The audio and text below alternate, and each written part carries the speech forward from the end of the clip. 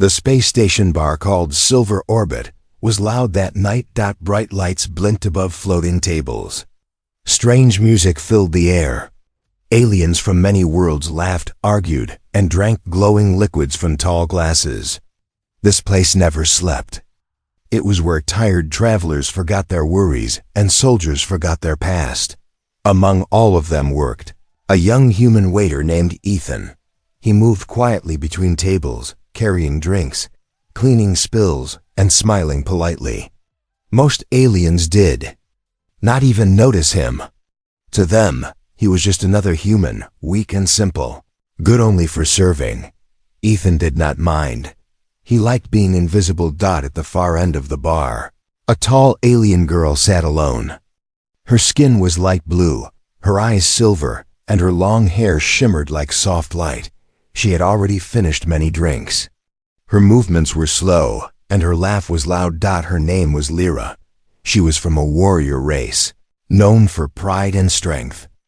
But tonight, she was only a drunk alien trying to forget something painful. When Ethan came near her table, she looked up and laughed. "Hey, little human," she said loudly. "Why are humans always so small?" Some aliens around them laughed. Ethan stayed calm. "Can I get you something else, miss?" he asked softly. Lyra stood up, swaying a little. She stepped closer, staring at him with curious eyes. "You humans hide behind clothes," she said. "I wonder, what are you hiding?" Before Ethan could react, Lyra grabbed his shirt. The fabric ripped open with a loud sound. The entire bar went silent. Music stopped. People turned. Some gasped. Some laughed. Ethan froze. He did not look angry. He did not shout. But his eyes changed. Lyra looked at his chest, and suddenly her smile disappeared. The laughter in her mouth died. On Ethan's chest were not smooth skin or simple marks. There were deep scars. Long lines crossed his body. Burn marks shaped like strange circles. Old wounds that never fully healed. Not the marks of a worker, but the marks of a warrior. Lyra stepped back slowly. Her silver eyes widened. These are battle scars," she whispered. The bar remained silent. One old alien near the wall stood up slowly. "Those symbols," he said, pointing at Ethan's chest. "They belong to the Ghost Fleet." The words spread like fire. Ghost Fleet. A human unit that fought in the darkest war the galaxy ever saw. A unit that was said to be destroyed. No survivors. No witnesses. Ethan pulled his shirt closed and lowered his head. "I am just a waiter now," he said quietly. But Lyra did not laugh anymore. She walked closer again. Slowly this time. Not drunk, not careless. "You were one of them?" she asked softly. Ethan did not answer. That was enough. Lyra suddenly dropped to one knee. The entire bar gasped. A proud alien warrior kneeling before a human. "I was there," Lyra said. "In the Black Star War, when my ship was burning. When my people were dying." Her voice shook. "A human ship came through fire. They broke the enemy line. They saved us all." She looked up at Ethan. That human had eyes like yours. Ethan closed his eyes for a moment. The memories came back. Fire, screams, dark space, friends lost. "I left that life," he said. "I only wanted peace." But peace did not stay long. From the shadows of the bar, 3 dark figures watched them. Their armor was black, their faces hidden, their eyes glowing red. "They found him," one whispered. Lyra noticed them. Her hand moved slowly to the weapon at her side. Ethan felt it too. The air changed. The calm was gone. One of the dark figures spoke loudly. "Human. Ethan of the Ghost Fleet, your time of hiding is over." People began to panic. Some ran. Some screamed. Some froze. Ethan took a slow breath. He straightened his back. He was no longer a waiter. He looked at Lyra. "You should leave," he said. Lyra stood beside him. "You saved my life once," she replied. "I will not leave you now." The lights Flickered. The doors locked. And the simple night at a space bar became the start of something far greater, because the galaxy was about to remember what humans truly were. The bar was no longer a place for drinking and laughter. It had become a silent battlefield waiting to explode. The three dark figures stood near the door like shadows given life. Their armor absorbed the light instead of reflecting it. Even the brave aliens in the room felt cold fear crawl across their skin. Ethan stood still in the center of the broken bar. Not like a servant, not like a victim, like a man who had faced death too many times to be afraid of it. Lyra slowly moved beside him. Her hands were shaking, but her eyes were sharp. "Those men, they are not normal soldiers," she whispered. "They are hunters." Ethan nodded slightly. "I know," he replied. "They were made to find people like me." One of the hunters stepped forward. "Ethan of the Ghost Fleet," the hunter said in a low mechanical voice, "you were declared dead 13 years ago. Your survival is a problem." Some aliens in the bar gasped. "Declared dead?" Lyra turned to Ethan. "They erased you?" she asked quietly. Ethan's eyes darkened. "Yes," he said. "Because it was easier to kill my name than to control." "May." The hunter raised his weapon slightly. "You belong to the war," the hunter said, "not to a bar." Ethan looked around the room. At the frightened civilians, at shaking hands holding drinks, at a small alien child hiding behind a table. "This," Ethan said slowly, "is why I left the war." The hunter laughed softly. "You left nothing. War only waits." Suddenly the air changed. The station lights flickered again. The walls hummed with hidden power. The hunters were activating a silent field. No signals could escape. No help would come. Lyra realized it instantly. "They trapped us," she said. "They came prepared." Ethan closed his eyes for a short moment. When he opened them again, they were no longer calm. They were focused, cold, sharp, the eyes of a human who remembers how to fight. He took one step forward. "Let them go," Ethan said. "I will come with you." The hunters paused. That was unexpected. Lyra grabbed his arm. "You can't. They will kill you." Ethan looked at her gently. "They already tried," he said. The hunter leader tilted his head. "You offer yourself," he said. "For weak civilians?" Ethan nodded. "For innocent lives." The hunter was silent for a moment. Then he raised his hand. "No." The other hunters lifted their weapons. Lyra pulled out her blade instantly. Silver light flashed. "You will not take him," she shouted. Ethan raised his hand slightly toward her. "Not yet," he said calmly. He stepped forward again slowly. The hunters fired, but Ethan moved, not fast like an animal, not wild like a monster.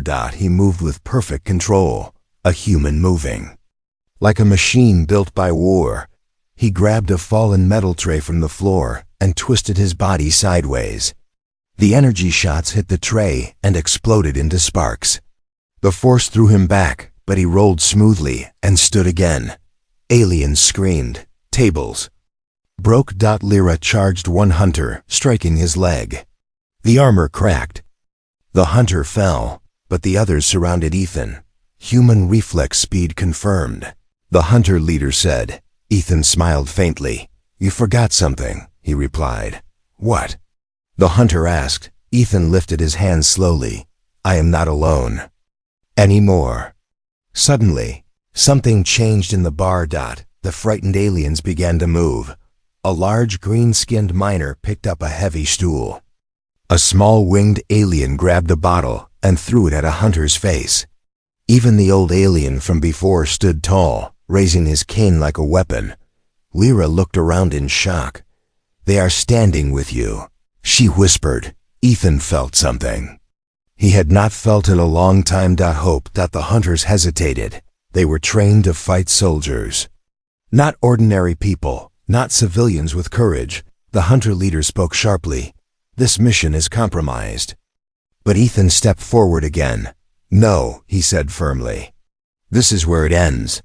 The hunters began to retreat slowly, but the leaders stopped and looked at Ethan. "You can hide again," he said. "But they will keep coming.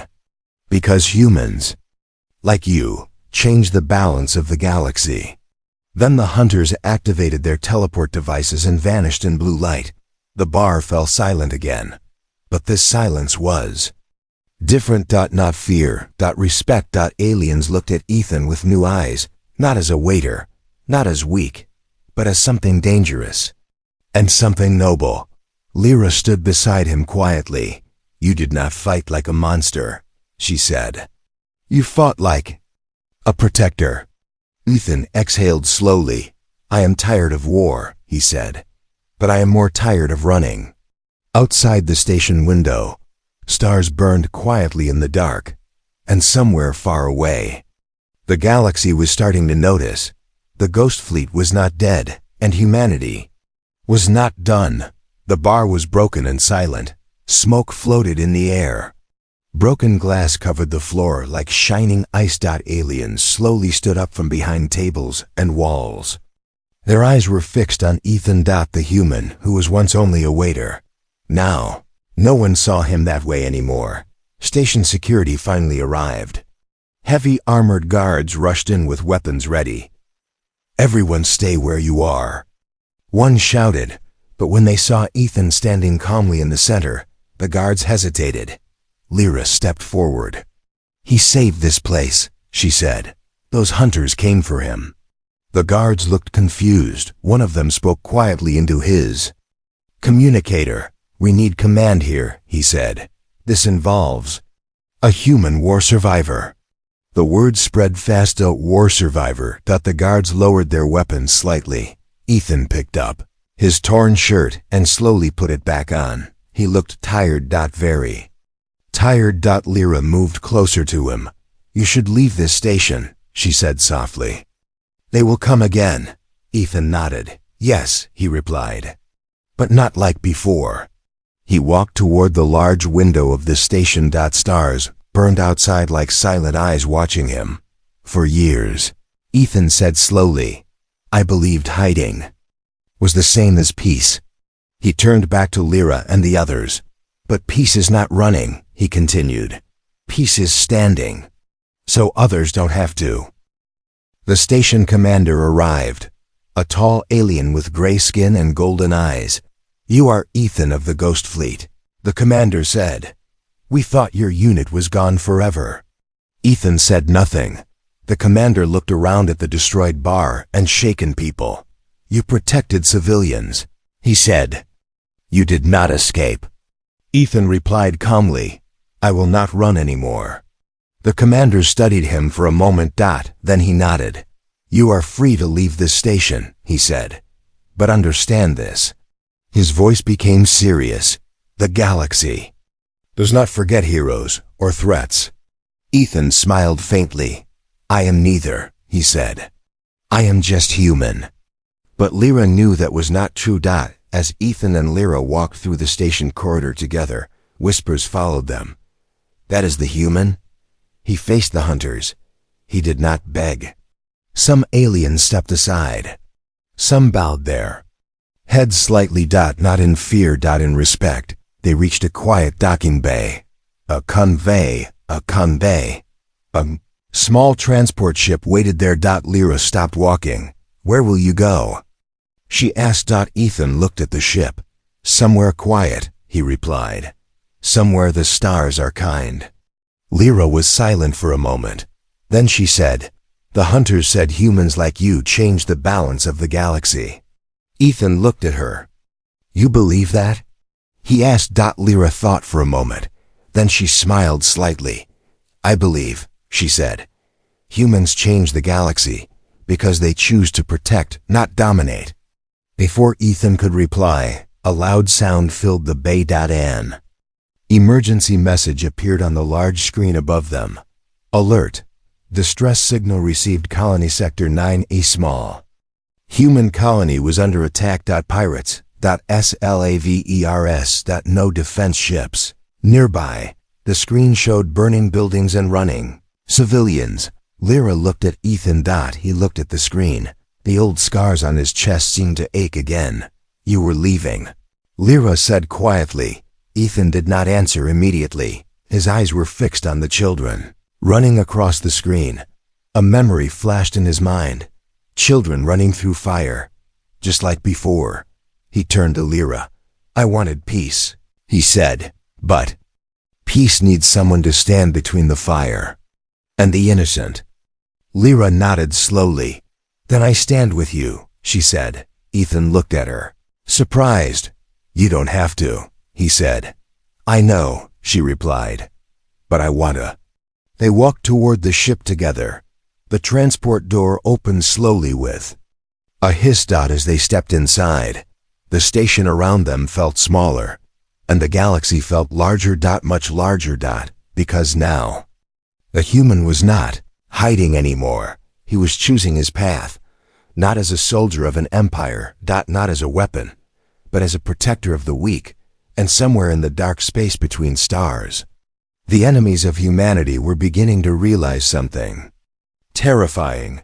Humans do not seek war, but when war comes to the innocent, humans answer. The small transport ship flew through dark space. Stars passed like silent lights outside the window. Inside the ship, everything was quiet. Too quiet. Lyra sat across from Ethan, checking her blade again and again. Ethan stood near the control panel, his eyes fixed on the screen showing Colony Sector 9. The images were not clear, but they were enough. Buildings burning, smoke covering the sky, people running in fear. "They don't have real defenses," Lyra said softly. "That colony was built for farmers, not war." Ethan nodded. "That is why we go first," he replied. The ship suddenly shook. A warning light blinked red. "Enemy scanners," Lyra said. "They see us." 3 pirate ships appeared on the screen. Fast, sharp, hungry. "They think we are easy prey," Lyra said. Ethan smiled faintly. "Let them." The pirates fired first. Blue energy beams flew past the transport ship. Ethan moved the controls smoothly. Not wild, not afraid. The ship turned hard, sliding through space like a shadow. "Not bad for a small ship," Lyra said. "It was not built for comfort," Ethan replied. "It was built for survival." They broke through the pirate line and entered the colony's airspace. The sight below was painful. Homes were burning, fields destroyed, families hiding in ruins. Lyra clenched her fist. "They are taking prisoners," she said. Ethan's voice became cold. "Not today." He landed the ship behind a broken warehouse. The doors opened. Hot air and smoke rushed inside. Screams echoed through the streets. Lyra stepped out first, blade ready. Ethan followed, picking up a simple weapon from the ship. Not advanced, not powerful, but enough in human hands. They moved quietly through the broken streets. 2 pirates stood near a group of tied civilians. Laughing. Lyra wanted to charge. Ethan stopped her gently. "Watch," he whispered. He picked up a small stone from the ground. He threw it. The stone hit a metal pipe behind the pirates. The sound made them turn. Before they could react, Ethan rushed forward. Fast, silent. He struck 1 pirate down. Lyra finished the other. The civilian stared in shock. A small human girl looked at Ethan with wide eyes. "You saved us?" she asked. Ethan knelt in front of her. "Yes," he said gently. "And we will save more." More pirates appeared. In the distance, more screams, more fire. Lyra looked around. "There are too many," she said. "They will surround us." Ethan looked at the burning colony. Then he pressed a button on his communicator. "This is Ethan," he said calmly. "Ghost Fleet code active." Lyra's eyes widened. "You told me they were gone," she said. "They are," Ethan replied. "But humans listen, even when they are silent." For a moment, nothing happened. Then lights appeared in the sky. Not 1, not 2, but many. Human ships. Old models. Civilian ships. Freighters. Converted transports. Not a fleet of war. A fleet of people. They moved together toward the colony. Pirate ships began to panic. They weren't expecting humans. Lyra said. Softly. Ethan stood tall. No one ever does. Human ships did not fire blindly. They moved carefully, blocking pirate escape routes, protecting civilians, forcing the pirates away from the colony. A message spread across pirate channels. Humans are here. The pirates did not laugh this time. They ran within minutes. The sky was clear. The fire slowly died. The colony was quiet again. But this silence was not fear. It was relief. Civilians came out from hiding. Some cried. Some laughed. Some fell to their knees. A human farmer walked up to Ethan slowly. We called for help, he said, voice shaking. But we didn't think anyone would come. Ethan replied quietly, humans always come, even when no one believes it. Lyra looked at him with something new in her eyes. Not surprise, not curiosity, respect. You did not call an army, she said. You called people. Ethan nodded. Because humanity is not only soldiers, he said. Humanity is anyone who stands when others fall. Above them, the human ships remained in the sky, not as rulers, not as conquerors, but as guardians, and across the dark galaxy. A simple truth was spreading. Humans do not seek to control the stars, but when the innocent cry, the stars answer with humans. The colony was safe. Smoke still rose from broken buildings, but the fires were gone. Children ran in the streets again. Families hugged each other with tears in their eyes. Above the colony, human ships stayed in the sky, not threatening, not proud, just watching. Like silent guardians, Lyra stood beside Ethan on a high platform, looking down at the people. You changed everything today, she said quietly. Ethan shook his head. No, he replied. The people changed everything. I only reminded them who they are. A group of colony leaders came toward them. An old human woman walked first.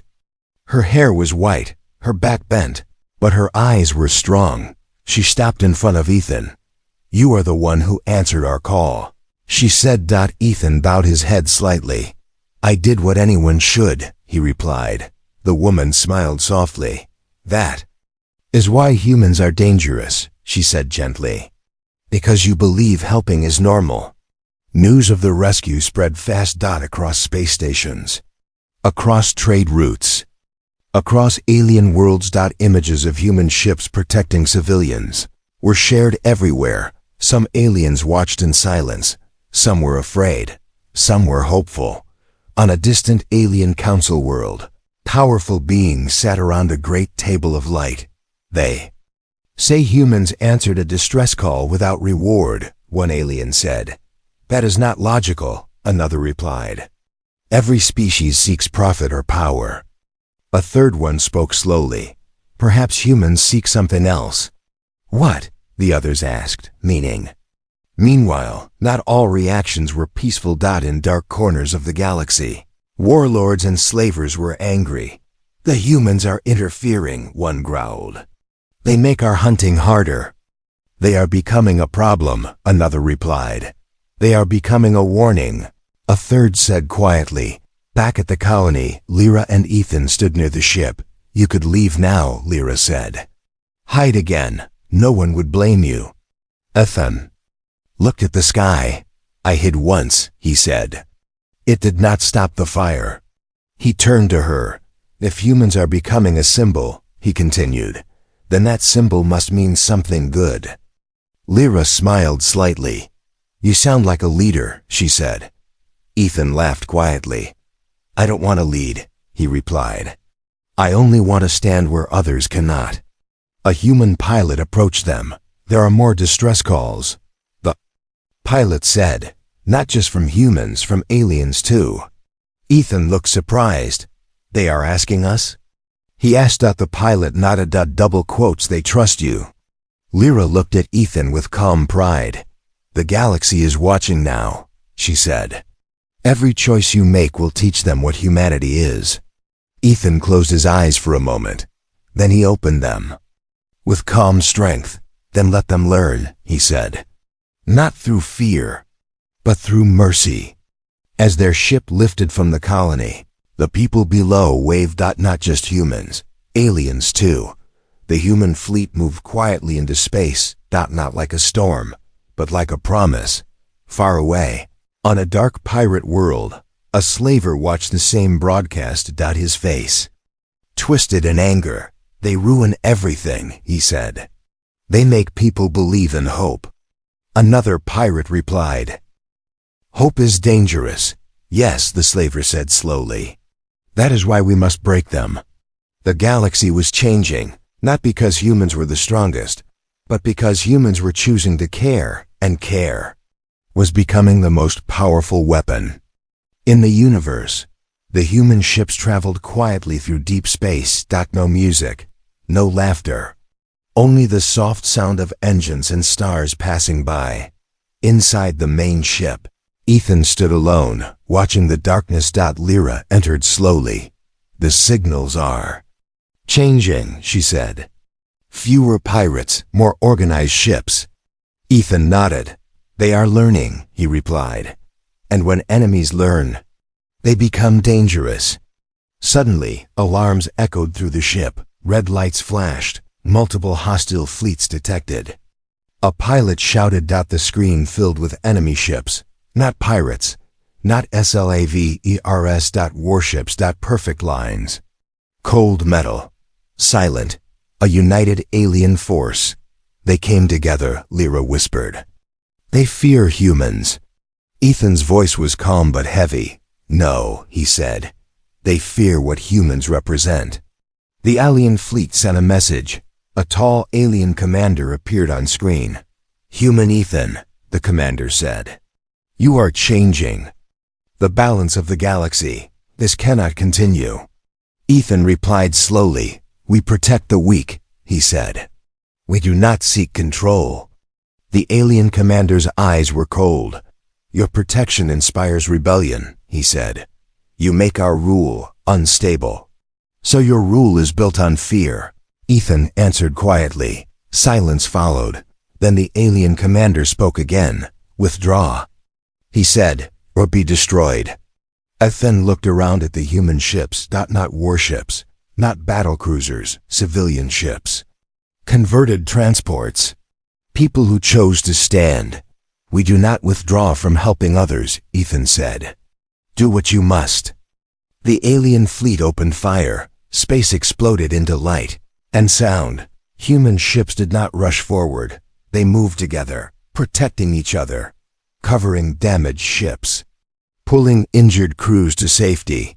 Lyra fought beside Ethan in the command center. "They are targeting civilians first," she shouted. "They want to scare us," Ethan replied.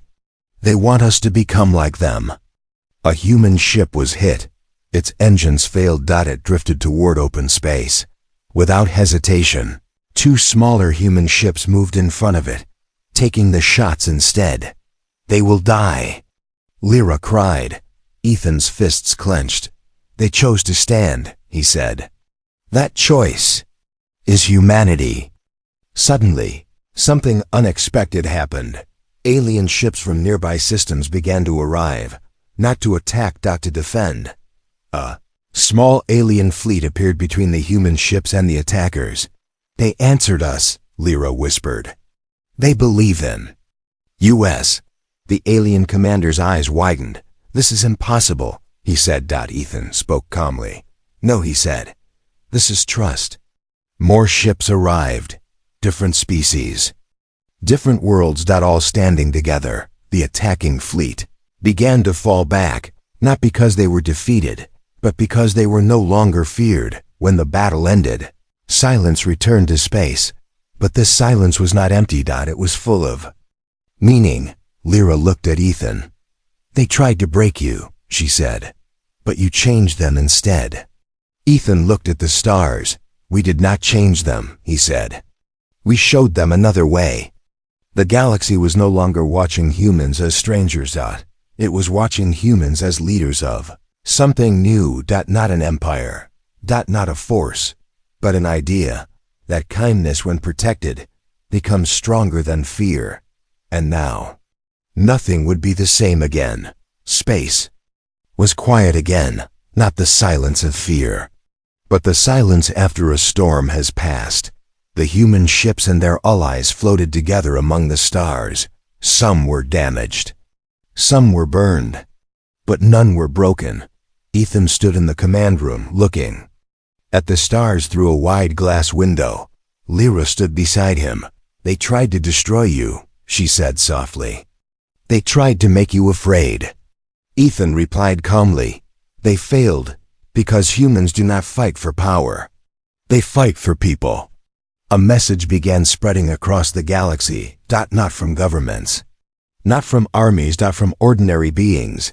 Aliens from far worlds spoke of humans who came when no one else did. Farmers spoke of human pilots who blocked fire with their own ships. Children spoke of human voices telling them not to be afraid. Humans were no longer just a species, they were becoming a symbol.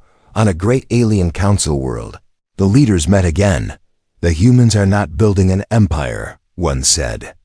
"They are building trust." "And trust," another replied, "is harder to break than any wall." Some feared it, some welcomed it, but none could ignore it. Back on Ethan's ship, a new signal arrived.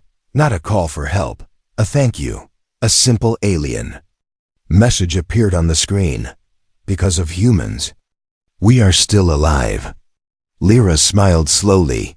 "You did not conquer the galaxy," she said. "You changed it." Ethan shook his head gently. "No," he replied. "The galaxy changed itself. We only reminded it how." A young human crew member stepped forward. "Captain," he said, unsure of the word, "what do we do now?" Ethan thought for a moment. Then he answered. "We keep flying," he said. "We keep listening. And when someone calls for help, we answer." The ship engines hummed softly. Human ships began moving again, not toward war, toward voices in the dark, toward fear, toward hope. Lyra looked at Ethan one last time. "You were a waiter," she said with a small smile. "Now you are something much more." Ethan smiled back. "I am still just human," he said. "And that is enough." As their fleet disappeared into the light of distant stars, a final truth echoed across the universe. Humans do not seek to rule the galaxy. They seek to protect it. And in doing so, they became something greater than conquerors. They became guardians.